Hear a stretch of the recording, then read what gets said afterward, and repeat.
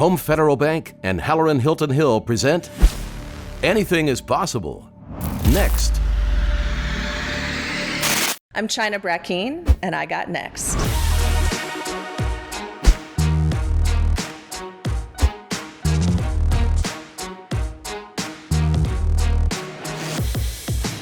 The Future of Possibility, presented by Home Federal Bank.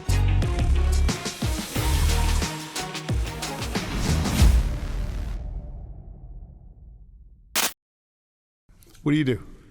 I am the president and founder of Attack Monkey Productions, which is a full-service entertainment company specializing in music. So I primarily focus on artist management of independent musicians and festival and concert production. Why? Oh, wow. You know, I started out as an opera singer. I was a singer and an actress, thought I was going to be on Broadway, and my voice didn't agree with me. It thought I should do opera instead. And so I started going down that path, studied voice and opera, did some shows professionally, and realized that opera was not my passion. I didn't feel as strongly about it as I felt about Broadway theater. And so I didn't want to spend the rest of my life doing that, but I still wanted to work in the arts. And an opportunity presented itself to actually work for Knoxville Opera, help start up the Rossini Festival and do some marketing for them. And so I fell into classical music marketing and management and event production, and then was recruited away by AC Entertainment and realized this is what I love. I love finding new artists and giving them a platform and letting people fall in love with them. And so I found my passion there behind the scenes and have just been running for it ever since. Artist management is tough. It is very tough, as you know. It is, not only are you dealing with humans with hopes and dreams, they've poured their souls into their art. And so they feel very personally about what it is that they're doing. But you hold their life in your hands, their ability to have a roof over their heads, their ability to spend any time with their families. And so you've got to kind of keep that in mind while you're working on the business end of things. I think for an artist to be truly successful, they have to be fully successful. They have to be healthy. They have to be happy. Even though some of the best art maybe comes from those torturous moments where you're down in the dumps, you don't have those lows without also being able to experience the highs. And so one of the things that I try to focus on with my artists is helping them any way I can, not just business-wise, but as a friend, as a family member as well. So I see them as kind of part of my family. But you're dealing with ego, and then you're dealing with the music industry, which is its own strange world with politics and backstabbing and all of that too. So, and it's changing so quickly. Music industry has been heavily disrupted. It's evolving. It's changing. It's changing the way artists approach their work. Absolutely. Music has to have video with it now, and artists see themselves as brands, and right. I mean, it's just a whole different thing, but people are still very human. One of the things I've noticed is that I don't know that this business is tougher than any other business. I think when you add the layer of emotion because of the connective tissue between art and heart, things hurt. It feels more. so much more personal. Right. Yeah, that's the hardest thing. And in artist management too, you develop a personal relationship with the people that you're working with in a way that in the corporate world doesn't happen. Although certainly when I was on the corporate end of things, I didn't just go home at 5 and turn off my brain. I still thought about my work, but I wasn't worried about, these people who I care deeply about are out on the road in a tour bus or in a van, and they're driving in the middle of the night, and what if they get into an accident? What happens? Or today you have to think about if you're in a public space, you're doing a concert, what if there is a violent act that occurs? And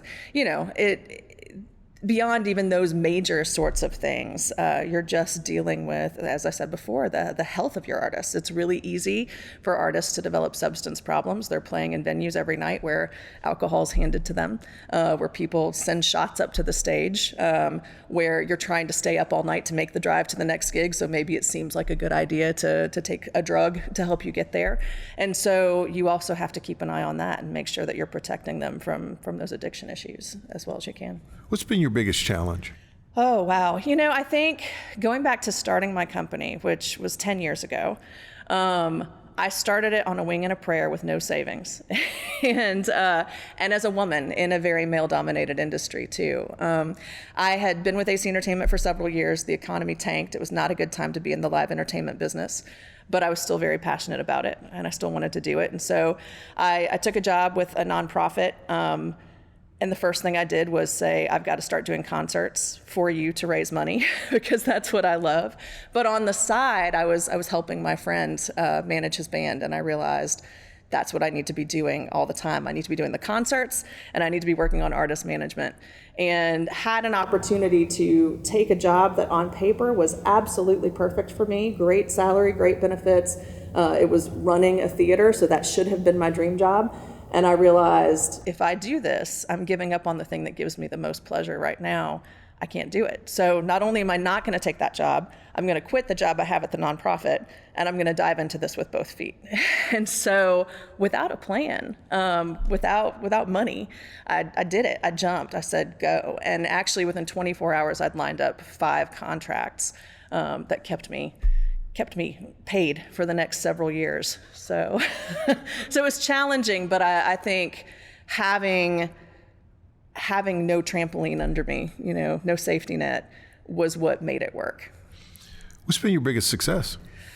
One of the first things that was a huge success was when I got a client on the Grand Ole Opry for the first time. It was the first independent act in the history of the show, so not signed to a record label, to play on the Opry. And it was the Black Lilies. They've played over 50 times since. And just walking onto that stage, I was standing backstage watching them go on, and cried the entire time with just the importance of that moment. There was also, before that even, there's so many.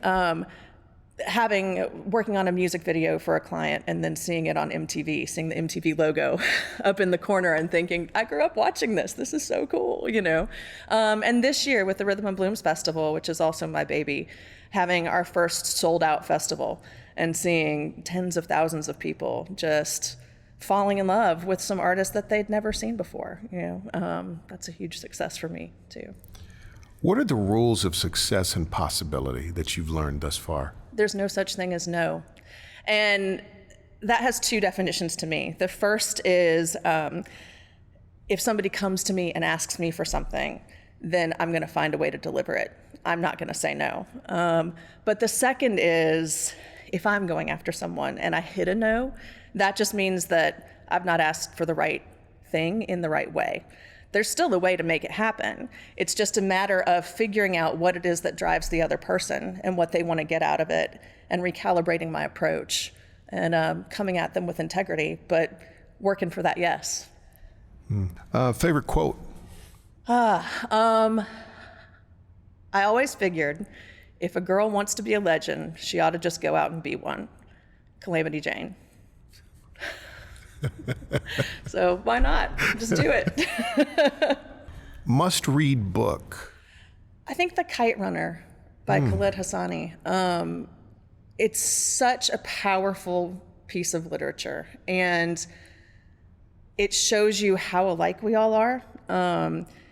It studies Afghanistan before any of the wars, when it was just a prosperous country. And you can see how similar it was to the US, and then you see what happens when war hits, when the Taliban takes control, and how that impacts friendships and lives for generations. 10 years from now? I hope to be doing the same thing that I do now, but on a much bigger scale. I just took over my first festival in New Mexico, and I'm starting to work on a festival in Colorado. And so I want to keep expanding across the country and across the world. But I think more importantly than that, I want to be a mentor to young women in the entertainment industry. What have you learned that you want to teach somebody else? Oh, wow. Like you said, you want to help young women. Yeah. What are some of the things that you've learned that you're like, I got to make sure that they know this? Persistence. Persistence is key. I think in anything that you do, but especially in the music industry, There's so much clutter coming at us every day. I mean, you think about the number of emails that come into your inbox every day, and if someone emails you once, it's really easy for that to get lost. Even if somebody leaves you a voicemail once, it's really easy for someone to miss that. And so continuing to follow up. But there's a fine line between being persistent and being annoying, and it's almost an art. So I think that's something that needs to be taught a little bit. I also think that having confidence in your skills, I think many of us who are successful have imposter syndrome. And especially when you are in a position where you're in an industry where everybody does not look like you, whether it's mostly male or you're African American and it's mostly white. It's really easy to feel like, well, I don't belong, but do I not belong because I don't have the skills, or because they're not letting me belong, or is there something else? Or is it really just, I totally belong and it's all me, it's all my psyche. And so learning to have the confidence to push forward, even when you feel a little bit like the odd man out, just to go in and own your knowledge and be the best person in the room. What's your advice to somebody trying to launch their dream? Never have a fallback plan. I believe strongly, I started out wanting to be an actress, and my family said, you have to study something that has a future. You have to study law, you have to study business, you need to do something. And by virtue of taking that advice and feeling like, well, okay, just in case, I'm gonna hedge my bets, I had already planned to fail. Which is why when I started my business, as much as it was a challenge to not really know what my safety net was, I had no choice but to make it succeed. And so I think especially if you're just coming out of college, if you're in your early 20s, you don't really have much to lose. I had a small child at home. My husband was a stay-at-home dad, so we didn't have anybody else picking up the slack, but I made it work because I had to. And I think that's one of the most important things that you can do, is just believe in yourself so much that there is no way for you to fail. Wow. You are fantastic. Thank you. You are fantastic. Thanks. I mean, it's a delight hearing you speak, and that's inspiring. Thank you. Yeah. Thank you for doing this. Absolutely. Thanks for having me. It was fun. Thank you for doing this.